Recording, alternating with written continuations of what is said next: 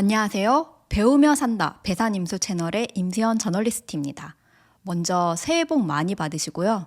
제가 영화이론 전공으로 학위 논문 작업 막바지 스포트 올린다고 영상을 좀 뜨문뜨문 올릴 수밖에 없다는 사정을 전했었는데요.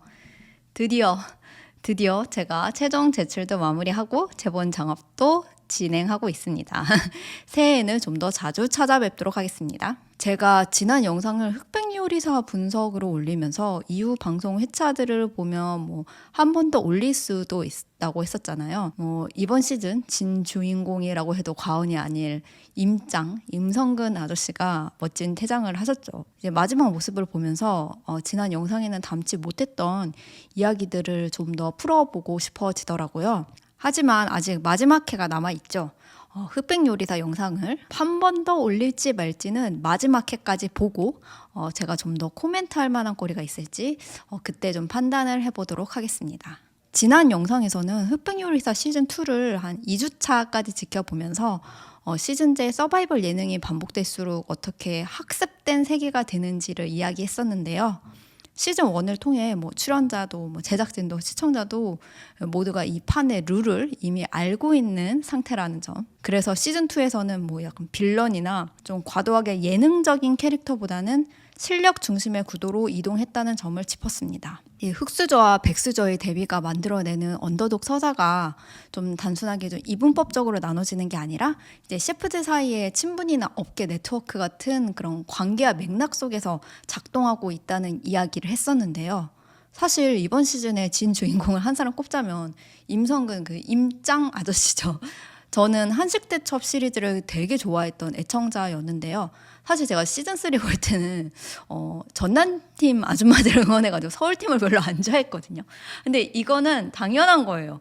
예, 슈퍼스타 K3 볼 때 버스커 좋아했으면 울랄라 세션이 우승한 거 약간 배 아프고, 예, 프로듀서 101 볼 때 김세정 좋아했으면 전소미가 우승한 거 속상하고, 약간 이거는 서바이벌 과몰입한 시청자에게 너무 당연한 심리라고 생각을 하는데요.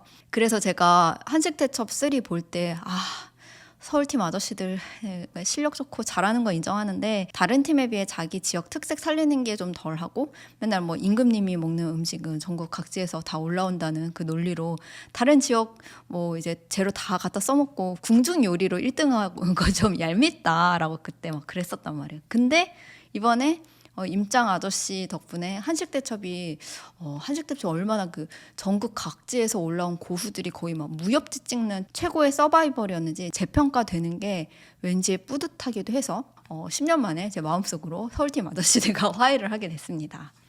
임성근 조리장님이 재미있는 게 이 흑백요리사라는 방송이 원래 흑과 백으로 나눠서 다루려고 했었던 계급과 언더독 서사가 있잖아요. 근데 이분이 그걸 되게 재미있게 비틀었거든요. 이분은 백수저예요. 가진 자예요. 한식대첩 3 우승자. 근데 흑백요리사는 좀 심사위원부터가 미슐랭 3스타고 미슐랭 1스타, 2스타 이런 레스토랑 사람들이 백수저에 많잖아요. 백수저의 기준이 뭐냐라고 하면 미디어에 많이 나왔거나 미슐랭 스타를 받았거나 그런 걸 기준으로 삼는 것 같단 말이죠. 그리고 양식, 일식, 중식이 많습니다. 다시 한번 강조해요. 저는 요리나 요식 업계에 대해서는 잘 모르는데요. 이건 그냥 그 프로그램 자체나 시청자들의 반응을 기반으로 해서 얘기하는 겁니다. 근데 시즌 1 때부터 꾸준히 나왔던 말이 한국 예능인데 한식이 대접을 못 받는 것 같다는 말이 꾸준히 나왔어요. 그러니까 물론 우리가 삼시세끼 대부분 한식을 먹으니까 한식은 좀 더 엄격하게 보게 된다는 말도 저는 일리가 있다고 생각을 하는데, 좀 그 시즌 1 때 팀전 가고 나서는 파인다이닝 하는 사람들이 리더 맡고 이제 한식 하시는 분들은 재료 썰기 프랩 같은 것만 하고, 그 탈락팀에서 이제 기여도 높은 몇 명만 살려서 다음 라운드 간다 이럴 때 재료 썰기만 하던 한식 셰프도 우르르 다 떨어지고 그랬었잖아요. 그리고 양식, 일식, 중식 이런 거는 심사위원들이 심사평을 할 때 되게 전문성 있는 멘트를 이제 재료나 요리법에 대해 되게 딥한 이야기들이 나오는데, 전반적으로 한식은 손맛 약간 이런 식이니까 모르겠어요. 이게 편집의 문제일 수도 있는데 상대적으로 한식이 인정을 못 받는 것 같다는 말이 시청자들한테 나올 법한 이유가 있기는 했다는 게 저의 생각입니다. 그리고 뭐 흑수저든 백수저든 이제 파인다이닝 하시는 분들은 유학파가 많고 이제 해외 유명 레스토랑에서 일을 했다는 게 막 엄청난 이력처럼 방송에서 강조가 되잖아요. 근데 한국에서 엄청 잘 나가는 맛집에서 뭐 총주방장이었다 이런 게 대단한 이력으로 소개되는 것도 못 본 것 같거든요. 사실 뭐 방송뿐만이 아니라 현실에서도 뭐 한식과 한식이 아닌 음식 사이에 묘하게 좀 느껴지는 어떤 대우의 차이가 있다고 사람들이 내심 속으로 좀 다들 생각을 하고 있었던 것 같아요. 근데 이제 임성근 아저씨라는 희대의 캐릭터가 등장을 했죠. 말투나 뭐 행동이나 이런 걸 보면 별로 고수 같지가 않은데 사짜 같은데 너무 실력자라서 반전이다 라는 게 좀 화제가 됐었죠. 근데 이분이 사람들에게 왠지 모를 통쾌함을 주는 건 좀 묘하게 무시당하는 한식 셰프라는 게 분명히 크게 작용했다고 저는 생각을 하고요. 여기에 좀 더 의미 부여를 해보자면 그 엘리트주의, 뭐 엄숙주의에 대한 저항이기도 한 것 같거든요. 그러니까 임성근 셰프가 처음에 화제가 됐을 때 했던 비유가 있어요. 뭐 냉장고만 30년 동안 업었던 이삿짐 센터 아저씨, 뭐 핏이랑 마감 예술로 맞춰지는 뭐 수선집 아저씨, 뭐 내 말 안 들어주고 막 이상한 길로 자기 멋대로 가더니 예상 시간보다 30분 일찍 도착하는 택시 아저씨, 뭐 이런 분들과 비유가 됐었잖아요. 사실 이분들이 우리 사회에서 엘리트로 분류가 되진 않습니다. 하지만 자기 분야의 전문가죠. 물론 임성근 조리장님도 한식에 있어서는 엄청난 엘리트예요.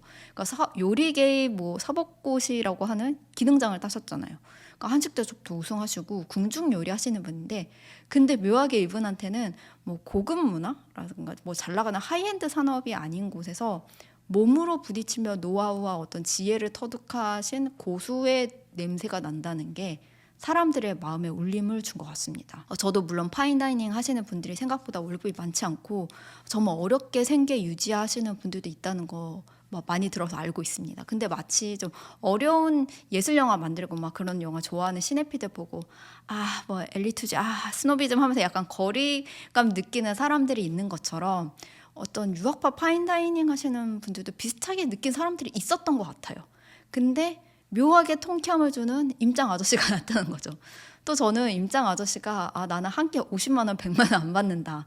2만 원이면 평생 잊지 못할 맛을 경험하게 해주겠다라고 하셨잖아요. 전 이게 흑백요리사 시즌2에 대한 어떤 시청자 반응을 분석할 때 정말 핵심이 될 워딩이라고 생각을 하거든요. 그러니까 뭐 나는 한 끼에 50만 원, 100만 원 하는 그런 레스토랑을 갈 만한 여유가 없고 설상 간다고 해도 그게 그 정도 값어치를 하는지 알아볼 만한 미각과 요리에 대한 어떤 식견이 부족한데 2만 원 한다는 그 임성근 아저씨 식당은 너무 내가 즐길 수 있고 또 그 맛을 알아볼 수가 있잖아요.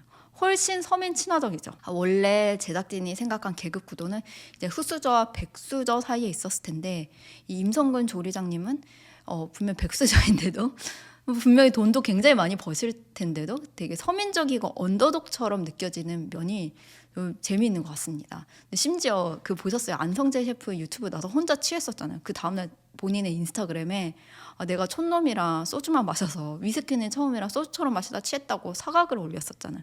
이것도 너무 서민적이지 않나요? 뭐 우리 아빠 보는 것 같다고 하는 반응도 이분이 나와 같은 부류라고 좀 더 정겹게 느끼니까 할 수 있는 반응이라고 보거든요.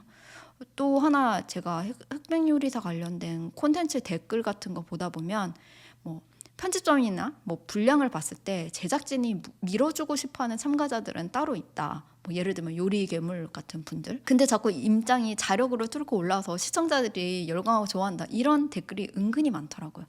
사실 서바이벌 프로그램에서 뭐 PD 픽이다, 뭐 제작진 픽이다 하는 거는 뭐 거의 모든 방송에서 시청자들 다 그렇게 반응을 하거든요.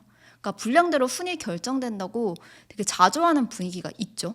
근데 임장 아저씨는 그런 것도 아니고 제작진은 아마 생각이 없었을 건데 본인이 예능도 캐리하고 실력도 있어 하고 사람들이 받아들이면서 열광하는 것도 이분의 그 언더독적인 캐릭터를 완성을 하는 것 같습니다.